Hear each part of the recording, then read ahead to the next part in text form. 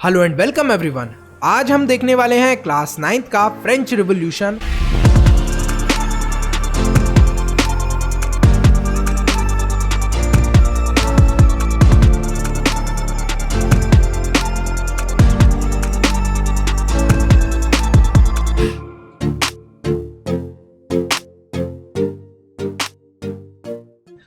जुलाई 1789 को एक अफवाह उड़ती है कि फ्रांस के राजा ने जितने भी लोग हैं उन्हें गोली से मारने का हुक्म दिया है सेना को। सब लोगों में अफरा तफरी मच जाती है, लोग इधर भागते हैं उधर भागते हैं, लेकिन फाइनली सारे लोग एक साथ इकट्ठे होते हैं और बोलते हैं कि इस राजा के बच्चे को तो हम लोग मजा चकाएंगे। फाइनली वेस्टाइल, जो कि एक फोर्ट्रेस था, इस जगह पर लोग जाते हैं और अच्छे से तोड़ाफाड़ी मचाते हैं। 9 प्रिजनर्स को रिलीज भी कर देते हैं और वहां से भारी मात्रा में गोला बारूद बंदूक ये सारी चीजें चुरा ली जाती हैं। इस फोर्ट्रेस को डिमोलिश कर दिया जाता है। मतलब कि सीधी भाषा में राजा को एक तरीके से चैलेंज दे दिया था वहां के लोगों ने कि तुम हमारा कुछ नहीं बिगाड़ सकते। ये लड़ाई यहीं रुकने वाली नहीं थी। जितने भी गांव वाले एरिया थे, यानी कि कंट्री साइड वाले एरिया थे, वहां पर भी ये जंग फैल गई थी।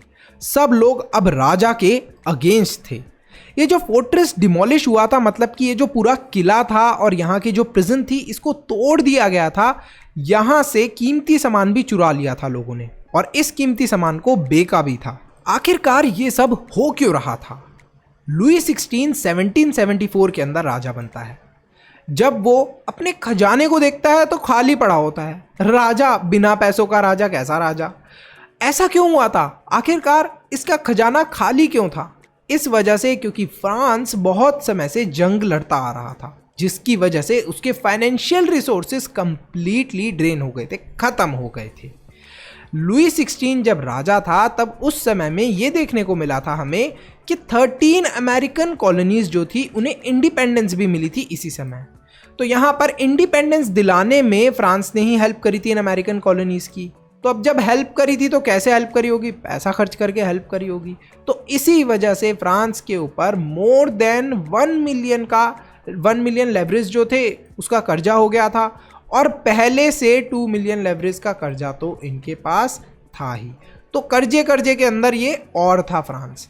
अच्छा, और भी एक प्रॉब्लम थी कि जो राजा था उसका महल था और जो गवर्नमेंट ऑफिसेज हो गए, महल की मेंटेनेंस, गवर्नमेंट ऑफिसेज की मेंटेनेंस, सैलरी की मेंटेनेंस, इतनी सारे खर्चे ही खर्चे थे।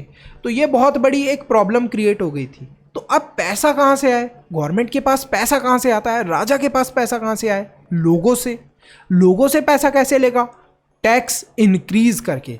तो ऐसा ही करा लुई 16 ने।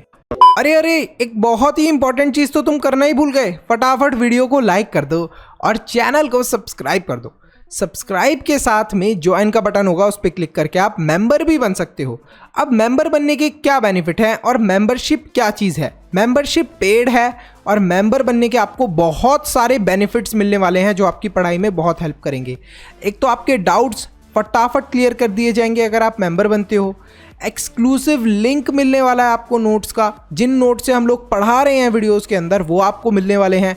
सैम्पल पेपर्स मिलने वाले हैं। अब ये जो सैम्पल पेपर्स हैं ये बहुत इंपॉर्टेंट है, आपकी पूरी एग्जाम के लिए प्रैक्टिस हो जाएगी अगर आपने इन सैम्पल पेपर्स को सॉल्व कर लिया। और इन सैम्पल पेपर्स की हेल्प से ही आप 95+ स्कोर कर सकते हो। और भी बहुत सारे बेनिफिट हैं, लेकिन अब हम आगे अपने वीडियो को कंटिन्यू करते हैं। बढ़ता हुआ टैक्स ही एक कारण नहीं था जिसकी वजह से लोग राजा के अगेंस्ट थे। कुछ सोशल कॉजेज भी थे। पढ़ते हैं उन सोशल कॉजेज के बारे में। फ्रांस को 3 स्टेट्स के अंदर डिवाइड करा गया था। अगर हम लोग देखें फर्स्ट स्टेट के अंदर कौन लोग आते थे? क्लर्की, यानी कि वो लोग जो कि चर्च के मैटर के अंदर इन्वॉल्व हैं, पुजारी वगैरह या चर्च के अंदर काम करने वाले लोग हो गए। सेकंड स्टेट के अंदर आते थे नोबेलिटी, राजा हो गया, उसके साथ वाले फैमिली के जो मेंबर्स हो गए, या फिर उसकी मतलब गवर्नमेंट के अंदर जो भी हाई रैंक के लोग हो गए, वो सारे सेकंड स्टेट के अंदर आते थे। जो थर्ड स्टेट के अंदर आते थे उसके अंदर होते थे big businessman, merchant, court officials, peasants, artisans, landless labour, servants, मतलब बचे कुचे जितने भी लोग हैं वो थर्ड स्टेट में आते थे। अच्छा, ये जो डिवीजन था इससे क्यों लोग नाराज थे? देखो, फर्स्ट टू क्लासेस के जो लोग थे, मतलब कि क्लर्गी और नोबेलिटी, इन लोगों को कोई भी टैक्स नहीं देना पड़ता था, इनके तो मज़े ही मज़े थे। लेकिन जो बेचारे थर्ड स्टेट के मेंबर्स थे उन्हें टैक्स देना पड़ता था। राजा अपनी शान और शौकत के लिए और अपने खर्चों के लिए टैक्स पे टैक्स बढ़ाए जा रहा था। सॉल्ट, टबेको, ये जो नॉर्मल चीज़ें लोग यूज़ करा करते थे, इन पर भी टैक्स उसने बढ़ा दिया था। मतलब ये समझ लो टैक्स इस तरीके से बढ़ता जा रहा था कि लोगों को खाने पीने में भी प्रॉब्लम हो रही थी। एक और टैक्स था जो कि चर्च लगाया करता था लोगों पे, इसका नाम था टीथ। ये वाला टैक्स जो था ये डायरेक्टली पीजेंट से कलेक्ट करा जाता था। मान लो कोई पीजेंट है जिसने अपनी क्रॉप्स को सेल करा फॉर 100 रुपीज़, उसमें से 10 रुपीज़ उसे चर्च को देने पड़ते थे। मतलब आपको अपनी सैलरी का या फिर अपनी इनकम का 10% चर्च को देना पड़ रहा है। एक तरीके से इसको चर्च का टैक्स भी बोला जाता था। क्लर्गी और जो नोबेलिटी थे ये पूरी पॉपुलेशन के सिर्फ 10% थे। मान लो फ्रांस के अंदर अगर 1 करोड़ लोग हैं तो उसमें से 10 लाख कौन थे? 10 लाख क्लर्गी एंड नोबेलिटी थे। बाकी की 90% पॉपुलेशन कौन थी? ये बची हुए जो क्लासेस हो गए थर्ड स्टेट वाले लोगों के। तो ये सारे लोगों को क्या करना पड़ता था? टैक्स देना पड़ता था। लेकिन सर ये तो ठीक है, थर्ड स्टेट वाले टैक्स दे रहे हैं, तो इससे क्या नुकसान हो रहा था लोगों को? देखो, लोग कहने के फार्मर थे, लोग कहने के बिजनेसमैन थे। सारी ज़मीन तो, या फिर अगर हम बोले कि ज़्यादातर ज़मीन तो ये जो 10% थे पॉपुलेशन के क्लर्गी एंड नोबिलिटी यही ओन करते थे। 60% जो लैंड था क्लर्गी एंड नोबिलिटी के पास था, जो कि सिर्फ पॉपुलेशन का 10% थे। और बचे हुए जो थर्ड स्टेट के लोग थे, मतलब 90% थे जो पॉपुलेशन का, उनके पास सिर्फ 40% लैंड था। तो डायरेक्टली या इनडायरेक्टली एक क्लर्गी एंड नोबिलिटी बहुत पैसा कमाया करते थे। लोगों को लैंड दे देते थे और एज अ लेबर वो काम करते थे उस लैंड के ऊपर, और मर्जी जो पैसा हुआ उन्हें दे दिया, बाकी का जो पैसा था वो खुद कमा लिया इन्होंने। जैसे क्रॉप्स इन्होंने ग्रो करवाए बहुत सारी लेबर से, 100 रुपीज़ के वो सेल हुए, 100 रुपीज़ के सेल हुए तो लेबर को दे दिए ओनली 30 या 20 रुपीज़, बाकी के पूरे पैसे अपने पास रख लिए। तो इस तरीके से जो क्लर्गी और नोबिलिटी थे ये अमीर पे अमीर होते जा रहे थे, और जो बेचारे गरीब लोग थे वो गरीब पर गरीब होते जा रहे थे। कुछ इकोनॉमिक कॉजेज भी थे, जैसे कि फ्रांस की पॉपुलेशन बढ़ती जा रही थी। अब पॉपुलेशन बढ़ रही है तो लोगों को खाना भी चाहिए होगा, लेकिन जो फूड था उसकी डिमांड इंक्रीज तो थी, लेकिन फूड उतना प्रोड्यूस नहीं हो पा रहा था। मतलब कि फूड ग्रेन्स उतने नहीं उगाए जा रहे थे जितनी डिमांड थी, जितनी लोगों को ज़रूरत थी। इस वजह से एक ऐसी सिचुएशन क्रिएट होती है कि लोगों के पास खाने के लिए चीज़ें भी नहीं होती। तो अब लोगों को गुस्सा आने लगता है और ज़्यादा राजा के ऊपर कि ये तो टैक्स बढ़ाता जा रहा है और देखो हम लोग तो भूखे मर रहे हैं। तो लोग क्या करते हैं? रिवोल्ट करते हैं। लेकिन बेचारे लोग, ना ही उनके पास पैसा था, ना ही खाने के लिए फूड ग्रेन्स थे, तो राजा का वो क्या ही बिगाड़ पाते। और राजा ने भी लोगों के ऊपर बिल्कुल भी ध्यान नहीं दिया। ग्रोइंग मिडिल क्लास, ये वो लोग थे जो कि ना ही बहुत अमीर थे और ना ही बहुत गरीब थे। कुछ समय बीता तो मिडिल क्लास के लोग बने। मतलब ये वो लोग थे ना ही जिनके पास बहुत ज़्यादा पैसा था और ना ही जो बहुत ज़्यादा गरीब थे। ये लोग थोड़े पढ़े लिखे थे, थोड़े समझदार थे। तो इन्हें पता चला कि जो भी हमारे साथ ये फ्रांस का राजा कर रहा है ये बिल्कुल गलत है, हम लोगों के पास कुछ इंडिविजुअल राइट होने चाहिए। तो ये चीज़ इन्होंने सोची। अब यहीं से शुरुआत होती है फिलोसफर्स की और उनके कंट्रीब्यूशन की पूरे रिवॉल्यूशन के अंदर। जॉन लॉक ने एक बुक लिखी थी जिसका नाम था टू ट्रेजरीज ऑफ गवर्नमेंट, जिसके अंदर उन्होंने क्लियरली क्रिटिसाइज करा था राजा को। बोला था ये जो मोनार्क है, राजा है, ये क्या भगवान है कि मतलब हम लोगों को इसी की बात माननी पड़ती है। फिर जीन जैक रूसो जो थे उन्होंने भी कुछ इसी तरीके से रिप्रेजेंट करा था कि गवर्नमेंट कैसे लोगों के साथ गलत कर रही है और यहाँ पर एक सोशल कॉन्ट्रैक्ट होना चाहिए between people and their representatives. फिर मॉन्टेस्क्यू जो थे उन्होंने भी एक बुक लिखी थी जिसका नाम था स्पिरिट ऑफ लॉ, जिसके अंदर उन्होंने प्रपोज करा division of power with in the government. मतलब गवर्नमेंट के अंदर भी क्या होना चाहिए? अलग अलग डिपार्टमेंट होने चाहिए, जैसे लेजिस्लेटिव, एग्जीक्यूटिव और जुडिशरी, जो हमारी इंडिया के अंदर है यही वाला सिस्टम। लेकिन फ्रांस के अंदर क्या था? जो राजा ने बात बोल दी वो फाइनल है। बट हमारी इंडिया के अंदर क्या होता है, मान लो प्राइम मिनिस्टर ने या जो भी मिनिस्टर्स ने कोई रूल बनाया वो सही नहीं है, तो आप जुडिशरी के पास जा सकते हो और जुडिशरी फिर उस रूल को हटा भी सकती है। तो इस तरीके से एक रिवॉल्यूशन की शुरुआत होती है। लुई 16 तो आपको पता ही है कि जब राजा बना था तब उसके पास कुछ खजाने के अंदर था ही नहीं, लेकिन लुई 16 कैसे पैसा कमा रहा था, वो हमेशा टैक्स बढ़ा दिया करता था। फ्रांस के अंदर एक रूल था कि अगर आपको कभी भी टैक्स बढ़ाना है तो आपको एक असेंबली बुलानी पड़ेगी ऑफ स्टेट जनरल्स, और फिर वो लोग एक प्रपोजल को पास करेंगे, तब जाकर टैक्स इंक्रीज होगा। तो जो लुई 16 था उसको फिर दोबारा टैक्स बढ़ाना था, तो उसने जितने भी स्टेट जनरल थे, असेंबली ऑफ स्टेट जनरल को बुलाया और वहाँ पर 5 मई 1789 को उसने प्रपोज करा कि दोबारा से टैक्स बढ़ा दिया जाए। अब आखिरकार ये जो असेंबली थी इसके अंदर कौन कौन लोग आते थे, फर्स्ट स्टेट, सेकंड स्टेट और थर्ड स्टेट। अभी हमने पढ़ा था फर्स्ट स्टेट के अंदर कौन, क्लर्गी, चर्च वाले लोग। थर्ड स्टेट, सेकंड स्टेट के अंदर कौन आते थे, ज़्यादातर नोबल लोग, नोबेलिटी। और थर्ड स्टेट के अंदर कौन लोग आते थे, सारे जितने भी बचे हुए बिजनेसमैन, फार्मर्स, आर्टिशियंस, ये सब लोग आते थे। तो जो फर्स्ट स्टेट के लोग थे वो लगभग 300 थे। सेकंड स्टेट के अंदर कितने लोग थे, 300। लेकिन जो थर्ड स्टेट के अंदर लोग थे वो लगभग 600 थे। तो यहाँ पर जो थर्ड स्टेट के लोग थे, एक चीज़ यहाँ पर और देखने को मिली कि जब थर्ड स्टेट के लोग पहुँचे यहाँ पर, तो उसमें से पीजेंट्स को, आर्टिशियंस को और वुमेन्स को एंट्री ही डिनाई कर दी। बोला कि तुम्हें एंट्री ही नहीं है, तुम आ ही नहीं सकते इस असेंबली के अंदर। तो वो वोट भी नहीं दे सकते थे, पीजेंट्स, आर्टिशियंस और वुमेन्स। अब यहाँ पर वोटिंग होना शुरू होती है स्टेट जनरल्स की, और यहाँ पर जो वोटिंग थी वो कुछ यूनिक तरीके से होती थी। मान लो अगर हम लोग बात करें क्लर्गी की, मतलब फर्स्ट स्टेट के लोग, चर्च वाले लोग हो गए, 300 मेंबर्स थे, उनके पास भी एक वोट का राइट था।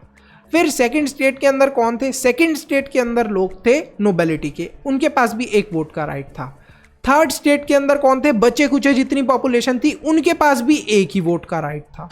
तो ये जो फर्स्ट और सेकंड स्टेट वाले लोग थे ये हमेशा मिल जाते थे और 2 वोट से हर चीज़ में जीत जाते थे। मतलब कि अब ये जो टैक्स बढ़ाने का लॉ था, तो फर्स्ट और सेकंड स्टेट के लोगों को तो टैक्स देना नहीं था, तो ये दोनों मिलके वोट दे देते, 2 वोट मिल जाते और टैक्स इंक्रीज हो जाता। तो इस चीज़ के लोग अगेंस्ट गए। लोगों ने एक डिमांड करी, थर्ड स्टेट वाले लोगों ने एक सिंपल सी डिमांड करी कि ऐसा करो कि हर एक मेंबर के पास इंडिविजुअल वोट देने का राइट हो। जैसे कि फर्स्ट स्टेट के अंदर अगर 300 लोग हैं तो 1 वोट की जगह 300 वोट उनके पास हो गए। सेकंड स्टेट वालों के पास भी 300 वोट हो गए। थर्ड स्टेट के अंदर अगर 600 मेंबर है तो 600 मेंबर्स के पास वोट देने का राइट होना चाहिए। किंग को ये बात बिल्कुल पसंद नहीं आई। उन्होंने लोगों की ये बात सुनने से पहले, समझने से पहले मना कर दिया कि ये तुम्हारी बात बिल्कुल बकवास है। इस वजह से जितने भी थर्ड स्टेट के लोग थे वो नाराज हो गए और वहां से चले गए। 20 जून को जो रिप्रेजेंटेटिव्स थे थर्ड स्टेट के, वो सब एक हॉल में इकट्ठा हुए। इंडोर टेनिस कोर्ट था ये, कहां पर, वर्सलाई में। वहां पर इन लोगों ने डिक्लेयर करा कि हम लोग एक नेशनल असेंबली बना रहे हैं। इन्होंने बोला कि हम लोग एक नेशनल असेंबली बना रहे हैं जहां पर ये लोग ड्राफ्ट करेंगे कॉन्स्टिट्यूशन ऑफ फ्रांस, मतलब कॉन्स्टिट्यूशन बनाएंगे फ्रांस का, जिसके अंदर जो ये मोनार्क है, ये जो राजा है, अपनी मन मर्जी चला रहा है, इसकी पावर को भी हम लिमिट कर देंगे कि हर चीज में राजा ने जो बोल दिया वो चीज सही ना हो। तो इस चीज के लिए लोगों ने डिसाइड कर लिया था और यहां पर अब लोग करने वाले थे। जो मिर्बू थे ये एक नोबल थे और एबी साइस जो थे वो एक प्रीस्ट थे, जो कि थर्ड स्टेट को एक तरीके से लीड कर रहे थे, मतलब इसके लीडर थे। While the National Assembly was busy at Versailles drafting a constitution, the rest of the France was in trouble. जब वर्सलाय के अंदर ये पूरा कॉन्स्टिट्यूशन बनाया जा रहा था तब पूरा का पूरा फ्रांस एक बहुत बड़ी मुसीबत के अंदर था। सर्दियां आ गई थी जिसकी वजह से जो खाने के क्रॉप्स थे उनका प्राइजेस इंक्रीज हो गया था। सर्दियों के अंदर प्राइस इंक्रीज क्यों हुआ था, इसके पीछे एक बहुत बड़ा रीज़न था। फ्रांस के अंदर ज़्यादातर लोग ब्रेड वगैरह खाते थे, तो जितने भी बेकर्स थे जो ये ब्रेड बनाते थे वो लोग इन ब्रेड को क्या करने लग गए थे, होर्ड करके रखने लग गए थे। होर्डेड का मतलब था कि इसको बेचते ही नहीं थे, रोक रोक के रख लेते थे। रोक कर क्यों रखते थे या कम क्वांटिटी में क्यों निकालते थे, इसलिए निकालते थे कि हम लोग ज़्यादा दाम पर बेचेंगे। मान लो 10 ब्रेड के पैकेट रखे हैं इनके पास, तो अगर कोई भी इनकी शॉप पे आता था तो एक ब्रेड का पैकेट आगे रख देते थे और बोलते थे जो सबसे ज़्यादा दाम देगा उसे हम लोग ये ब्रेड का पैकेट देंगे। तो इस तरीके से जो लोग थे उनकी मुसीबत और ज़्यादा बढ़ गई थी।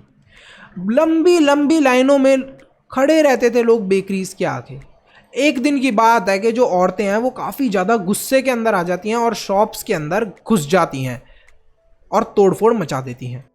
इसी समय राजा ने एक ऑर्डर दिया, जितने भी ट्रूप्स हैं पेरिस के अंदर जाओ और ये लोग कैसे हंगामा मचा रहे हैं इन सबको कंट्रोल में लेकर आओ। जब पब्लिक को पता चला कि ट्रूप्स पेरिस के अंदर आ रहे हैं तो एक अफवाह उड़ गई कि ये जो ट्रूप्स हैं ये हम लोगों पर हमला करने के लिए आ रहे हैं, आम पब्लिक पर हमला करने के लिए भेज रहा है राजा ट्रूप्स को। सब लोगों में गुस्सा आ गया और फिर उन लोगों ने बेस्टाइल का जो फोर्ट था उसे डिस्ट्रॉय कर दिया। कंट्री साइड यानी कि विलेज वगैरह में भी ये अफवाह फैल गई कि राजा अपने गुंडों को भेज रहा है, आर्मी को भेज रहा है क्रॉप्स को डिस्ट्रॉय करने के लिए। तो यहाँ पर लोग डर के मारे क्या करने लगे, जितने भी कैसल्स थे, महल वगैरह थे नोबल्स के, इन्हें लोगों ने लूट लिया और जितने भी ग्रेन्स वगैरह थे इन्हें निकाल लिया। साथ ही में जो भी सरकारी बिल्डिंग्स थी वहाँ से अपने डॉक्यूमेंट्स को भी जला दिया। कौन से डॉक्यूमेंट्स को? वो वाले डॉक्यूमेंट्स जिसके अंदर उन्हें टैक्स पे करना था। तो जब डॉक्यूमेंट ही जला दिया तो किसी को कैसे पता चलेगा कि इन्होंने टैक्स पे करा है या फिर नहीं। बहुत सारे नोबल्स डर चुके थे, वो लोग भाग गए इधर उधर, नेबरिंग कंट्रीज में भी चले गए कुछ। तो जो लुई 16 था फाइनली उसने रिकॉग्नाइज करा नेशनल असेंबली को। उसने माना कि हाँ नेशनल असेंबली है और एक्सेप्ट करा कॉन्स्टिट्यूशन को। 14 अगस्त 1789 को फ्रांस के अंदर पास हुआ law of abolishing the feudal system of obligations and taxes. मतलब ये जो टैक्स लगाए जा रहे थे और ये जो आप देख रहे थे कि चर्च वाला टैक्स था, इस सारे सिस्टम को खत्म करा गया। जितने भी मेंबर्स थे क्लर्गी के उन्हें भी फोर्स करा गया to give up their privileges. क्या प्रिविलेजेस थे इनके पास? के टैक्स नहीं देना पड़ता था इन्हें, तो इस चीज को उन्हें गिव अप करना पड़ा। टीथ्स जो थे इसको भी एबॉलिश कर दिया था, मतलब जो चर्च का टैक्स था उसे भी खत्म कर दिया गया था। France becomes a constitutional monarchy. Finally national assembly ने कॉन्स्टिट्यूशन बना लिया था 1791 के अंदर, जिसका मेन जो ऑब्जेक्टिव था वो ये था कि कैसे ना कैसे करके राजा की जो पावर्स है उन्हें थोड़ा लिमिटेड कर दिया जाए। तो अब जो पावर्स थी उन्हें थोड़ा सेपरेट कर दिया गया था। हर एक पावर को और हर एक डिपार्टमेंट को देखने के लिए डिफरेंट डिफरेंट इंस्टीट्यूशन थे। जैसे कि आपके स्कूल के अंदर क्लास टीचर, प्रिंसिपल, फिर ओनर आते हैं, ऐसे ही क्या करा गया था यहाँ पर फ्रांस के अंदर भी इंडिया वाला सिस्टम चल रहा था, legislative, executive and judiciary. Legislative मतलब नेता लोग, राजा लोग जो रूल बनाते थे। एग्जीक्यूटिव जो ये देखते थे कि कोई रूल फॉलो हो रहा है या नहीं हो रहा। मान लो कोई रूल फॉलो नहीं करता तो उसको क्या सजा मिलनी चाहिए, ये कौन देगा? जुडिशरी। लेकिन एक्चुअली में पहले क्या होता था? पहले फ्रांस में ये होता था कि ये तीनों का ही रोल राजा निभाता था। राजा ही एक तरीके से रूल बनाता था, राजा ही रूल्स को फॉलो करवाता था, जो नहीं करता था उसे राजा सजा देता था। तो अब इनको राजा की जो पावर्स थी उसे 3 जगह पर डिवाइड कर दिया गया था। लेकिन राजा इन सब चीज़ों से खुश नहीं था। जो कॉन्स्टिट्यूशन था 1791 का अंदर, वहाँ पर पावर दी गई of making law in the hands of national assembly which was indirectly elected. जो नेशनल असेंबली थी वो इलेक्ट करी जाती थी bye group of electors which were chosen by active citizens. जो नेशनल असेंबली के लोग थे उन्हें कौन चुनते थे? Active citizens. अब ये एक्टिव सिटीजन्स कौन थे? एक्टिव सिटीजन्स के अंदर सिर्फ और सिर्फ आदमी आया करते थे जो कि above the age of 25 years होते थे और टैक्स पे करते थे, equal to at least 3 days of labourers wage. मतलब 3 दिन का जो लेबर की एक तनख्वाह होती है, दिहाड़ी होती है, उसके लगभग वो टैक्स पे करे, तभी उनके पास राइट होता था टू वोट। बाकी के जितने भी आदमी थे या वुमेन्स थी उन सब के पास राइट नहीं था वोट करने का, तो इसलिए उन्हें पैसिव सिटीजन बोला जाता था। France constitution at that time, the constitution began with the declaration of right of man and citizen.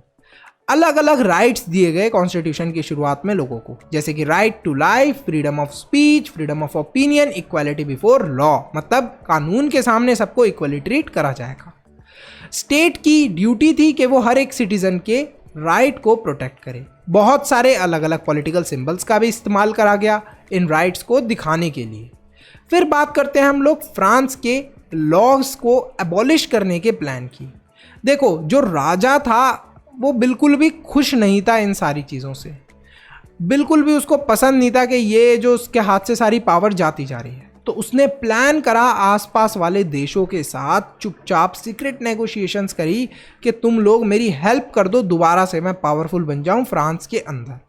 जितने भी रूलर्स थे नेबरिंग कंट्रीज के, वो लोग भी राजा के साथ राजी होने लगे, क्योंकि उन्हें पता है क्या डर था। उन्हें ये डर था कि हमारे देश की जनता भी कहीं ऐसा ना करे, हमारे हाथ से सारी पावर छीन ले। लेकिन जब तक राजा अपने जो भी ये मकसद थे इनमें कामयाब होता, इससे पहले ही नेशनल असेंबली के अंदर वोट हुआ अप्रैल 1792 को, और डिक्लेयर कर दिया गया war against Persia and Austria. बहुत सारे लोगों ने आर्मी को भी ज्वाइन करा, पैट्रियोटिक सॉन्ग्स भी गाए, और यहीं पर ये चीज़ देखने को मिली कि ये जो पूरा रिवोल्यूशन था इसकी वजह से काफ़ी ज़्यादा इकोनॉमिक डिफ़िकल्टीज़ लोगों को हुई, लॉस भी होने लगा काफ़ी ज़्यादा। अच्छा, इकोनॉमिक डिफ़िकल्टीज़ क्यों हुई? क्योंकि देखो फ्रांस के अंदर वैसे ही पैसे की कमी थी, और अब लोग जंग पे चले गए थे तो और ज़्यादा पैसे की ज़रूरत पड़ रही थी। जो कॉन्स्टिट्यूशन था 1791 का अंदर, उसके अंदर ये देखने को मिला था कि जो रिच लोग थे उन्हें ज़्यादा पॉलिटिकल राइट्स मिले हैं, मतलब ज़्यादा डिसीजन लेने की पावर अमीर लोगों के हाथ में थी। जो पॉलिटिकल क्लब्स थे धीरे धीरे करके वो स्टैब्लिश होने लगे। अब पॉलिटिकल क्लब्स क्या थे? एक तरीके से आप समझ लो ग्रुप ऑफ पीपल। इन पॉलिटिकल क्लब्स के अंदर लोग डिस्कस करा करते थे गवर्नमेंट पॉलिसीज़ को, और साथ में कि कैसे इन गवर्नमेंट पॉलिसीज़ के खिलाफ कोई भी अगर उन्हें आवाज़ उठानी थी तो वो कैसे उठाने वाले हैं। जो मोस्ट सक्सेसफुल क्लब था इन सब में से वो था एक जैकोबिन्स क्लब।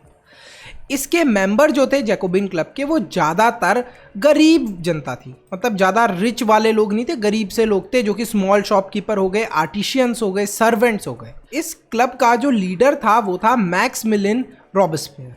तो ये थे लीडर इस जैकोबिन क्लब के। जैकोबिन क्लब के लोग कैसे कपड़े पहना करते थे? लॉन्ग स्ट्रिप्ड ट्राउज़र, जिसको हम लोग बोल सकते हैं सैंस क्यूटिस। लिटरली इसका मीनिंग था without knee breaches. In summer of 1792 Jacobin club के लोगों ने प्लान करा एक revolt against the large number of people of Paris.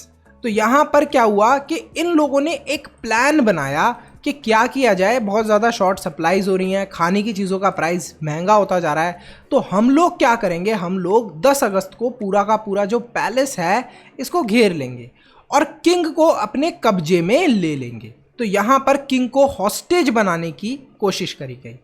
Letter the assembly voted to imprison the royal family.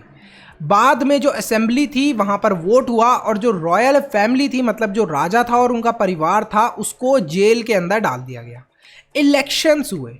From now on, all men of 21 years and above, regardless of wealth, got the right to vote. अब से election होने पर यह माना गया कि जो 21 साल के आदमी हैं या फिर 21 साल से ज़्यादा उम्र के आदमी हैं, चाहे उनके पास पैसा कितना भी हो, चाहे वो टैक्स देते हो या ना देते हो, उनके पास राइट टू वोट होगा।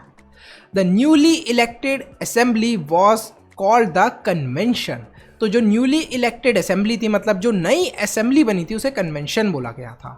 21 सितंबर 1792 के अंदर एबॉलिश कर दिया गया था मोनार्की को, मतलब जो राजा का राज था उसे हटा दिया गया था और फ्रांस एक रिपब्लिक डिक्लेयर हो गया था। मतलब अब लोग वोट देंगे और उसी के अकॉर्डिंग अपने राजा, अपने मतलब लीडर को चुनेंगे, और वो भी लिमिटेड टाइम के लिए लीडर होगा। फिर दोबारा वोट देके लोग अपने लीडर को चेंज कर सकते हैं।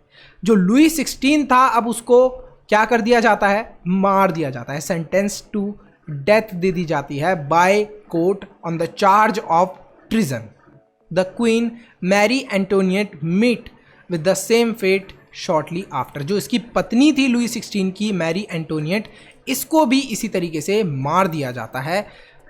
1793 से 1794 तक जैकोबियन क्लब की गवर्नमेंट फॉर्म हुई और इस पीरियड में रॉबेस्पियर रूल कर रहे थे, और इस पीरियड को साथ ही में द रेन ऑफ टेरर भी बोला गया। ऐसा क्यों? क्योंकि जो रॉबेस्पियर थे, जो भी उनके एनिमीज होते थे, एक्स नोबल्स होते थे, क्लर्की होते थे और किसी पॉलिटिकल पार्टी के मेंबर्स होते थे, उनको डायरेक्टली अरेस्ट करवाते थे, जेल में डलवाते थे और क्या कर देते थे, गिलिनेटेड कर देते थे, मतलब कि उनकी गर्दन काट कर मार दिया जाता था, गर्दन काट कर हत्या कर दी जाती थी। इस समय एक चीज़ जो हुई थी वो बहुत अच्छी थी, वो थी एबोलिशन ऑफ स्लेवरी।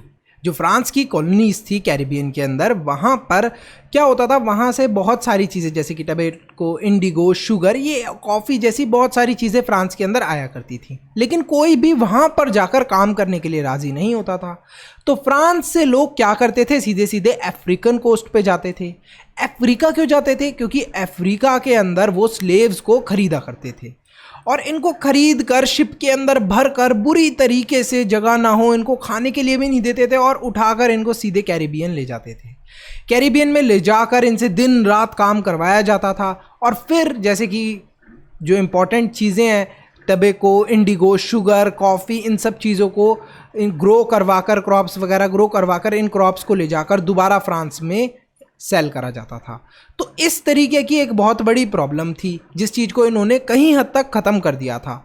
लेकिन फाइनली रॉबेस्पियर के साथ भी वही होता है। वैसे तो ये देखो ईवल आदमी था, अपने दुश्मनों को माफ़ करता नहीं था, तो फाइनली इसको भी सज़ा मिलती है और सज़ा के अंदर इसको भी गिलिनेटेड कर दिया जाता है, मतलब कि गर्दन काट के इसको मार दिया जाता है। The revolution and everyday life, लोगों की ज़िंदगी के अंदर वाकई में फ़र्क पड़ने लगा था।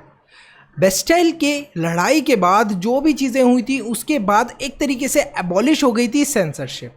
पहले क्या हुआ करता था कि अगर किसी को कोई प्ले करना है, कुछ न्यूज़पेपर में बात लिखनी है, ये सारी चीज़ें उसे राजा के पास भेजनी पड़ती थी। राजा के आदमी चेक करा करते थे कि जो भी चीज़ उस पर्सन ने लिखी है या जो भी प्ले, नाटक करने वाले हैं ये लोग, क्या इसके अंदर कोई राजा के खिलाफ बात है। अगर राजा के खिलाफ कोई बात होती थी तो उनको मना कर दिया जाता था वो चीज़ करने से। लेकिन अब वैसा कुछ भी नहीं था, अब सेंसरशिप नहीं थी, लोगों के पास आज़ादी थी कि वो अपनी मर्जी से न्यूज़पेपर में कुछ भी लिख सकते थे, पैम्पलेट्स में कुछ भी लिख सकते थे, बुक्स के अंदर पिक्चर प्रिंट कर सकते थे, साथ में कोई भी गाना गा सकते थे, कोई भी प्ले कर सकते थे, कोई भी नाटक वो लोग कर सकते थे।